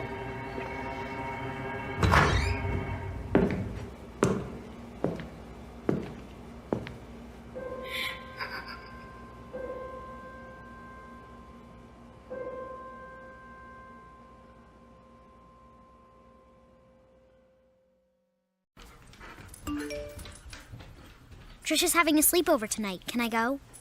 I wonder about Lucy's friends. What should I say? I know you're only 10, but one of these days a friend will offer you a drink. And alcohol at your age can lead to so many things. None of them good. So can I go to the sleepover? Lucy, I want you to promise me I something. finished my homework. Bigger promise. If there's any drinking, I want you to say, "No thanks, not my thing." Mom. I promise you, your real friends won't care. Deal? Sure. Really? I promise, Mom. They really do hear you. Did you pack your toothbrush? For tips on how to start the talk, visit underagedrinking.samhsa.gov, a public service message from the Substance Abuse and Mental Health Services Administration.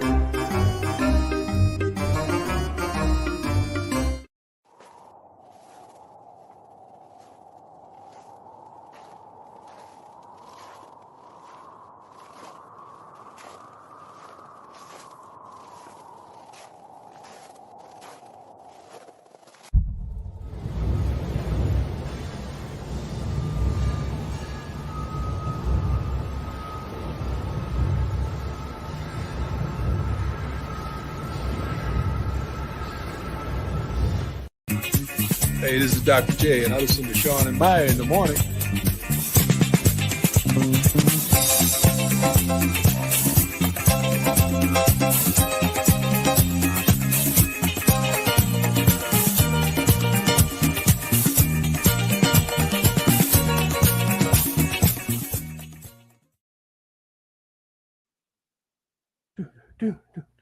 Welcome back to Second City Sports on the hashtag Football Friday edition. We're live in living color right here on Sports Zone Chicago. I'm Sid. That's Lakina. This is our last break of the show for today and for the week. So if you have any last minute questions or comments, make them perfect as we go into NFL pick segment. But before then, if you want to follow us on the socials, you can do so. I'm at SidKid80 on the Twitter and the Instagram. That's at SidKid80. Once again, that's SIDKID80, SIDKID80. You follow my Kenny McGee on the Twitter, X and again, IG. As we mentioned, this is our last segment of the show and for the week. So we have NFL picks to get to and some other sports nuggets. If you have any questions about the Bears Colts game, your predictions on that and any other NFL games come up in week 3 this weekend, you can hit us up at Sports Zone Chicago's Facebook page or at Sports Zone Chicago on YouTube. Type in those questions or comments in the comment section. Look in and we'll get them up on the screen for you. I will indeed. And of course, as I was telling us before we went to break, I did not have a good week last week. I only won 4 games. Yuck. But, as they say, look, it's not how you start, it's how you finish. Both Sid and Christine had 8. So Christine still has a game up on Sid. So, like I said, still very early in the season. So, yeah. That won't last long. Oh, well, you're Chrissy. I hope you're not watching. He's already talking trash. So, but yeah. So let's. She was doing it in week 1, so she can't be butthurt. All right. Play nice, folks. All right. So let's start with the Giants and the Browns. Sid, you start this one. Cleveland's favored by 6.5 points at home. They got away with the win last week in the ugly fashion at Jacksonville. The New York halfless ass Giants, they lost by field goals at Washington last week, as I told you that would happen on this show. I don't trust the Giants, Lakina. I know Malik Neighbors, a rookie wide receiver at LSU, had a good game last week. Daniel Jones is nothing to write home about. He has 2 touchdowns and 2 interceptions on the season. I think just because of the defense alone, and I think they're a better roster overall, despite Deshaun Watson playing like crap, I'm going with Cleveland. Yeah, I think for that reason, I'm going with Cleveland too. I mean, the Giants, I don't know what the hell is going on over there. Daniel Jones, I'm sure they wish they hadn't given him all that money. And I'm sure they're wishing. Well, they can get out of it after this year. Yeah, I know. I think it looks like they are going to do just that. So we'll see what happens there. And of course, I think Christine, she picks the Giants. Well, you guys know her reasoning, so don't get mad at her. She has her reasons. Yeah, but yeah, it just should be. But I will be watching that game. I'll leave it at that. Like I said, one of the good games here, 2-0. I'll be watching this game on this computer screen here. Texans and Vikings, a battle of 2-0. This is kind of a pickup for me because I kind of feel like this is a toss-up game. This is a tough one because I really don't know what to think. I mean, it should be interesting to see kind of how all this sort of plays out and such, but I might regret this later. Lord knows I probably will, but I'm picking Houston. I'm going with Houston as well. They're favored by 2 points on the road. You mentioned that Vikings defense is surprisingly good. I know the Vikings, even though they played 2 subpar opponents thus far offensively, they've been great. I know San Francisco has been dealing with injuries up and down their roster, but they're going to face a better defense in the Houston Texans, and I think they're going to get a hard lesson at home. So I'm going with Houston. And Christine agrees. She also has Houston. So, good Lord. Watch Sam Darnold throw for like 4 touchdowns or something like he did last week. Because, like I said, I mean, this could literally be one of those toss-up games. And, Minnesota, they're feeding off the fact that I'm sure people, don't think they can win this. So, it should be interesting to see what happens here. Like about 5 different screens going on. All right. Another good one, of course, you got the GLES Eagles against the Saints. Sid, you start this one. I'll definitely be watching this game via my computer screen in its entirety. That's at high noon on Fox. New Orleans is a 2.5-point favorite at home. You know what they've done over the first 2 games of the year, scoring 93 total points. The Eagles gave one away last Monday night against the halfless-ass Falcons. I expect Jalen Hurts to play much better. 1, because he's on my fantasy team, and 2, he's much better than that. On the flip side, for the Saints, Alvin Kamara is having a nice year so far. I know Rashid Shaheed is a breakout wide receiver over Chris Olave for that Saints offense. This is a toss-up, Lakina, but I hate to say it, but I'm going with the Saints in a close one. So is Christine. She agrees with you. She also has the Saints, and she even said, put on her message. She said, "Why not?" I mean, I know, I know that AJ Brown being out will probably be a big difference. They're traveling. They're on a short week. Because they're at home, I'm picking New Orleans. But again, I wouldn't be surprised if watch Jalen Hurts have one of his best games of the season, threw for 4 touchdowns or something, and they end up winning. That'll be great for me. Well, yeah, you got him on your fantasy squad, but yeah, I mean, picks wise, I think we're all agreeing, and that might not be a good thing. So, but it should be an entertaining matchup nonetheless. Now, we'll be keeping an eye on this game as well. You got the Chargers and the Steelers. Of course, the Chargers, they stayed out east. Of course, they go up north to play the Steelers. I really don't know what to think about the Steelers, honestly, because they're not flashy on offense. Of course, you got Pickens, of course. The Chargers, I know Justin Herbert is still not 100% just yet. Jacob Dobbins, I think it will be kind of like the big difference here. Again, another thing I might regret later, but I'm gonna pick the Chargers. Go Chargers, go! As I said way back in the day. San Diego Superchargers. I'm going with the Steelers, Lakina. They're a 1.5 favorite at home. The Steelers defense is a little bit better than that Chargers defense. I think Justin Fields, as long as he doesn't turn the ball over, he'll do just enough to make the Steelers offense look respectable, if I'm putting it kindly. And they got to get off the bus running with Najee Harris or with their star running back. So I'm going with the Steelers by a field goal in this one. Well, Christine agrees with me. She has the Chargers, but like I said, Steelers winning wouldn't really be a big shocker. So no, we'll see. We'll see what happens there. Now, I won't be watching this game. I will be keeping an eye on it. The Broncos and the Bucks, and I mean Baker Mayfield looks really good. Mike Evans has been really solid for the Bucks. The Broncos, I mean,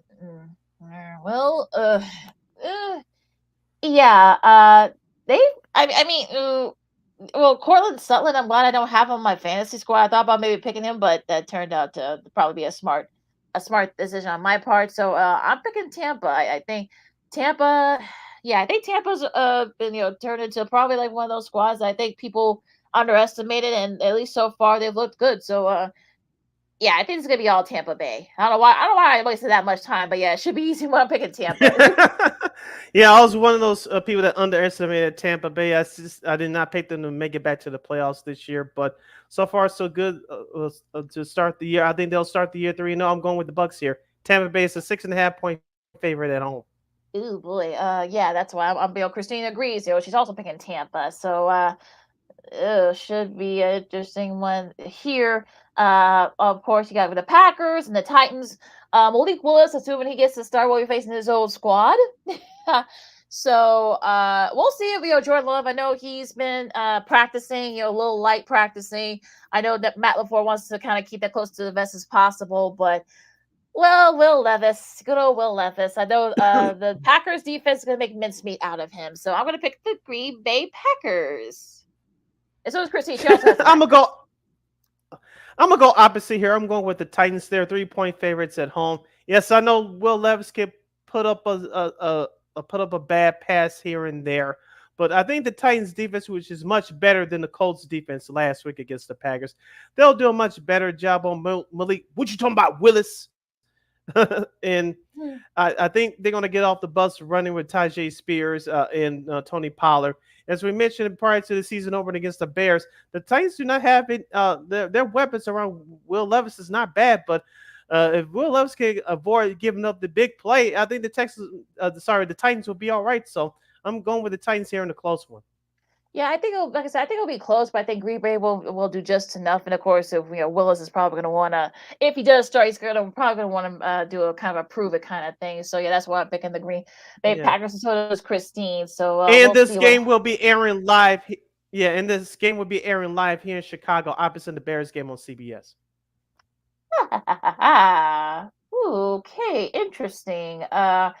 So yeah, that should be an interesting one over there in there down there in Nashville. Let's see here. Oh, you got we're already in the 3 o'clock games already. You got Thank goodness. yeah, right. We got the Panthers and the Las Vegas Raiders. You start this one, Sid. Oh, this should be an easy one. The Panthers will start Andy Dalton. I think the Panthers will play a little bit better, but the Raiders, I believe this is their home opener, if I'm not mistaken. You can correct me if I'm wrong. It is the home opener. Yep. Okay. Yeah, for their home opener, they're favored by 6 points. I expect Devontae Adams to pick up where he left off last week at Baltimore.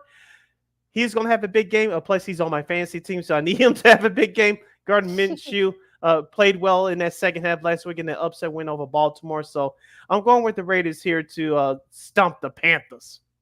Yeah, Christine agrees, and we're not even going to waste time going to the little platitudes here. I think I think the Raiders. I think they're kind of on a roll here, especially since upsetting Baltimore. So yeah, and Carolina. I mean, it won't be as bad with Dalton as a QB, but yeah, I just don't see it really happening. But yeah. All right, you got we got the Dolphins and the Seattle Seahawks, the undefeated Seattle Seahawks. No Tua. I mean, I know. Yeah, I mean, it's going to be kind of interesting, but yeah, I think the Seahawks, the defense is still really good. As long as Geno Smith doesn't make any big mistakes, I think because they're also at home, that place is going to be rocking up there in Seattle. I'm picking the Seahawks. I think there could be trouble ahead, in Miami. DK Metcalf had a big game last week at New England as the Seahawks won in overtime against the Patriots on the road. They come back home where they're 1-0 already. They destroyed the Broncos a couple of weeks ago. I don't know if they're going to destroy the Dolphins here, but it's going to be kind of sort of close. The Seattle Seahawks are favored by 4.5. I'm going with Seattle.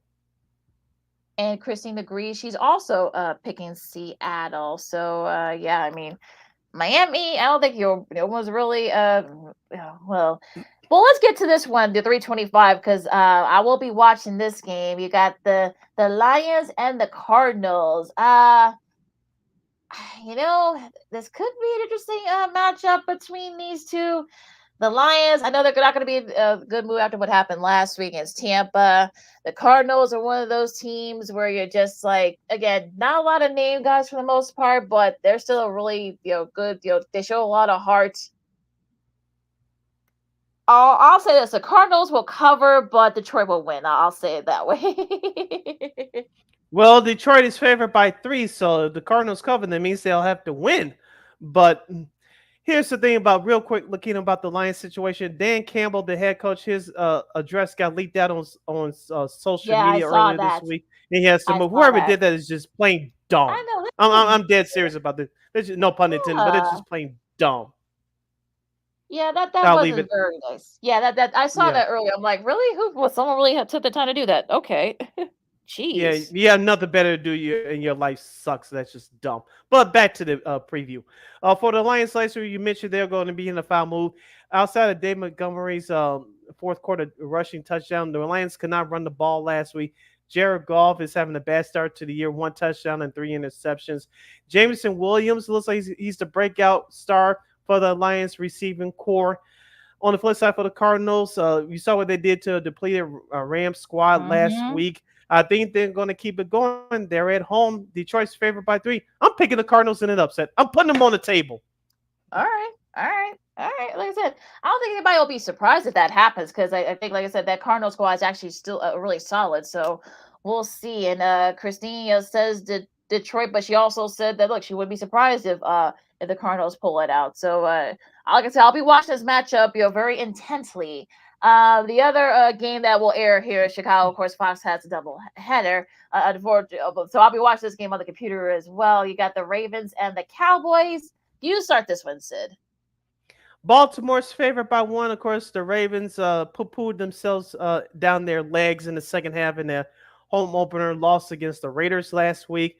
Watching their offense at times is like watching them pull teeth.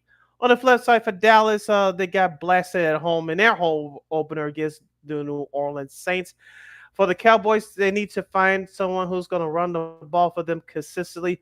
On the flip side, for the Ravens, can we can they find some consistency with Lamar Jackson, please?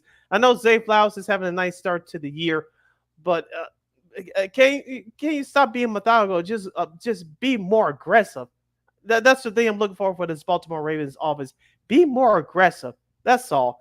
But until I see that, I don't trust them. I'm going with the Cowboys. I could sing like that whole chant of "be aggressive," but yeah, that would sound really lame if I do that. So I'm not. I'll spare you folks the thing there. But yeah, I mean, I don't.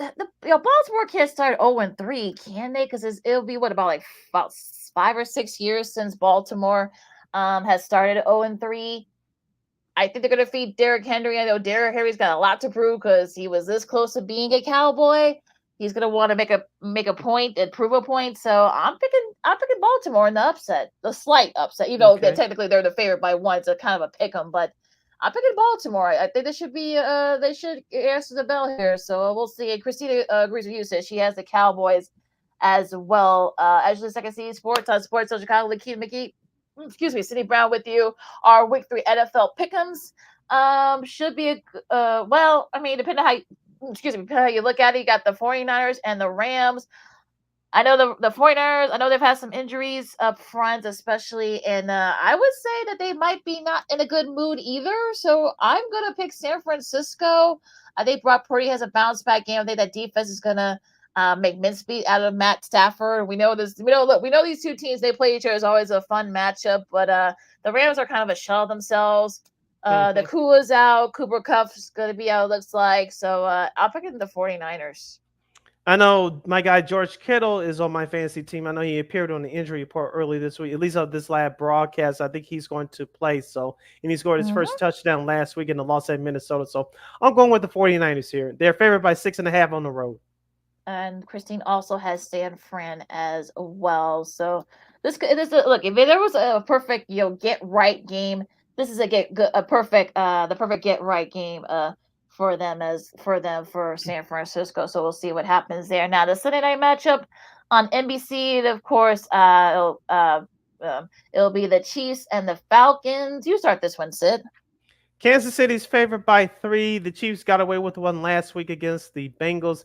The Falcons, as we talked about, they stole a win at Philadelphia. I think the Falcons are in for a rude awakening. I'm going with the Chiefs here.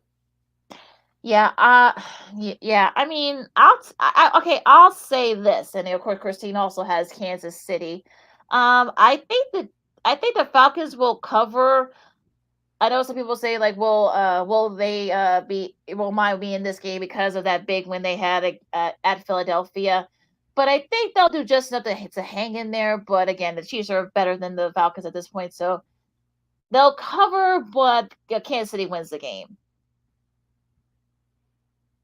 All right, Monday Night Football with their doubleheader at 6:30 on ESPN. Jaguars at the Bills. Buffalo's favored by 5 points at home. This is simple for me. I'm going with Buffalo. Samesies. I want to make sure I got this right. With Christine. Yeah, she also has Buffalo. I also have Buffalo. Kind of short and sweet, as she would say. I mean, the Jags. It's not looking good for them at this point. So, Buffalo all the way. And this one here, the Commanders and Cincinnati. We'll see where Cincinnati is. I know Teague has been back and forth, like he will play this game. So I'm interested to see. He's a game time decision, looks like. So we'll see if he plays again.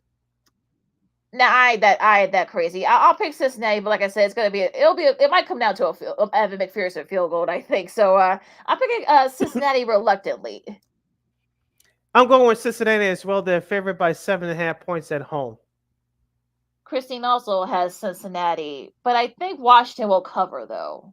I have a feeling. I don't know. Yeah, because I don't know. Yeah, because I think that they've got a good squad, but like you said, they're kind of up and coming. But I think they'll do just enough to sort of hang in there. So I think they'll keep it close. I think Washington will. I think with all the weird things going on in Cincinnati, I think they'll do just enough to kind of they'll hang on, but I think Cincinnati will end up winning. Like I said, it might come down to a McPherson field goal, I think, but we'll see. Now, last but not least, you got the Colts and the Bears and Colts, I should say. They're gonna be down there in Indy, and of course, it'll be on CBS. So, gosh, you start this one, Sid. The Colts are favored by 1. The Bears should have a bounce back game. They're going back on the road again. Their defense should feast home on second-year quarterback Anthony Richardson out of Florida. I think the Bears will get off the bus running. They should have more of a better offensive game plan. And hopefully we'll see some more wide receiver screens, some quarterback rollouts and bootlegs. I expect Caleb to have a much better game. It's not going to be as easy as people think, but I think the Bears will do enough to win this game. The Bears should score between 24 and 27 points. And I'm putting that pressure on them, and I think they'll do that. I think the Bears will win this game. Okay, so Christine has the Bears winning this game. See, gosh, I mean, for me, yeah, I mean, I honestly, I really don't know what to think about this game, what to say about this, because like I said earlier, I mean, it could be one of those games where you think it's going to happen this way, but it turns out going in a different direction. I'll pick the Bears, but I'm going to do this very reluctantly because I have a feeling that Indianapolis, a desperate team, like I've heard folks say it all week long. A desperate team is very dangerous. So, and I think Richardson wants to get that first win of the season. I know that defense, with Buckner not being there, I'm sure they're gonna have a lot to prove as well. So, I'm picking the Bears, but again, I wouldn't be surprised if Indy pulls it out. I really don't. So we'll see. Should be interesting win over there down there in Indy. And those are week 3 NFL picks right here on Second City Sports Zone, Sports Zone Chicago. So check in next week to see how we did this week. As long as I get more than 4, I should be fine. I mean, my God, that was I have a good. Well, at least you and Christine were at 500. Like I was awful, but I'll take that. But we'll see what happens. With that, of course, by the way, our buddies Real Deals will have the Panthers and Raiders matchup on Sunday. Hopefully it'll be interesting. Hopefully it'll make it a little bit interesting for them, but we'll see. Before you're listening to Second City Sports on Sports Zone Chicago, Sid Lakita hang out here with you. We still have a few minutes left.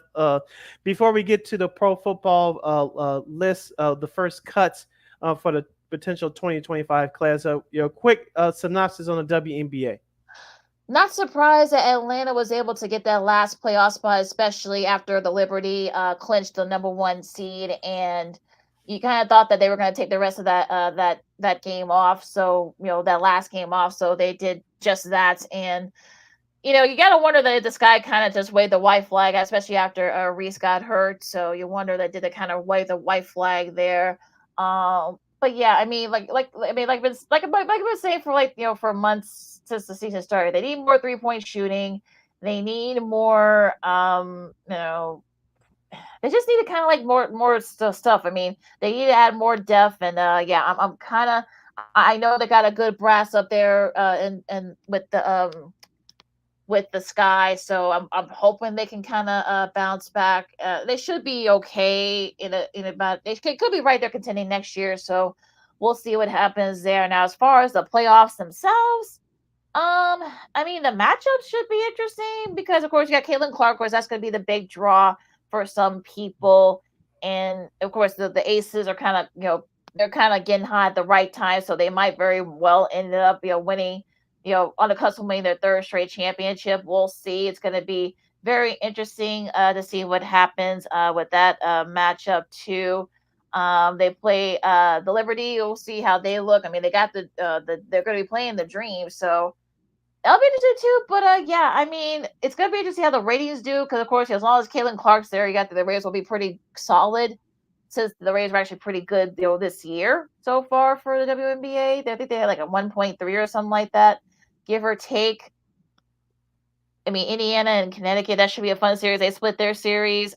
Phoenix and Minnesota, Diana Taurasi, she's not done just yet. So we'll see how what happens with that. Seattle and Vegas as well. So should be some good matchups coming up. You might see an upset or two, but we'll see. All right, and our last topic of the day, before we let you guys go for the weekend, quickly, Keenan, we got about 3 minutes left. The Pro Football Hall of Fame class of 2025 had their first round of cuts. 3 former Chicago Bears made it, and this one is headed by, I'm talking about the class overall, is headed by Eli Manning. Will he make it as a first ballot Hall of Famer? I mean, I don't know. Like I said, Eli's look, he's still. I mean, he kind of is like in the top 3 when it comes to a lot of the passing stuff. I think what will help him is that those 2 Super Bowls, especially since they beat New England in both of those Super Bowls, so that might actually get him over the top. So yeah, that'll be interesting to see what happens with that. Now, as far as the former Bears, look, we've been saying Peanut should get in the Hall of Fame for some time now, so it's nice to see kind of might see his name on there as well. Some of the other names, Antonio Gates, we'll try again to get in. I thought he was going to get in. He should be in this time. Yeah, hopefully he'll get in this time. Some of the other names, that probably will get some. Do you think Warwick Dunn gets in? Not yet. No. How about Vernon Davis? I gotta take a look at his numbers, but as of right now, no. Now, James Harris is going to be his first year on the ballots. He should get in, but I don't know if it's going to be on the first ballot, though, on his first year of eligibility. Just seeing some of the names. Rodney Harrison, some of the other names being floated around. I mean, it's going to be, like I said, it's going to be interesting to see like kind of how all this sort of plans out here. But yeah, I mean, we'll see, because I think the days are going to be they're going to cut it down to half. So I think we'll get a better sense of it. I mean, you got Luke Kuechly this first year on the ballot. So some interesting Terrell names. Suggs. I'm looking at this list. These are just the first timers now. Outside of Eli Manning and Luke Kuechly, you mentioned Terrell Suggs, Adam Vinatieri, Marshawn Lynch. He's going to have to wait a while. Darren Sproles, Joe Staley, Vernon Davis, we talked about, Antoine Bethea, Travis Frederick, the late Demaryius Thomas. Weird to say that. Yeah. Earl Thomas, Ryan Khalil, Delaney Walker, and Aqib Talib. Well, Talib, I think we forget about Talib. Yeah. Yeah. About him. Google, folks. You'll find out why. But Vinatieri, I think, should get in. But you know how they feel, how they do special teams guys. You saw how long Devin Hester had to wait. So hopefully it won't be as long for Vinatieri, because you got it. His numbers are undeniable. Cruz, Olin Cruz, Nick Mangold, Jeff Saturday. I mean, the O-line, those are some of the O-linemen. Hines Ward, Reggie Wayne. I thought he was going to get in already. Torrey Holt should have gotten in. Hopefully he'll get in next year. I mean, he's the last guy from that greatest show on turf that has not gotten in the Hall of Fame yet. Everyone else, Warner, Falk, Bruce, of course, Coach Dick Vermeil, they're all in. So you got to think he's not too far behind. But yeah, it's going to get very interesting, because, like I said, it's going to, how is it they're going to cut all this down? And also, too, Lance Briggs was the other former Bear that made their first cut. So I keep going back real quick. We'll probably discuss this more on Monday. We'll save this discussion for Monday. But I had this discussion with Ken Davis, years ago.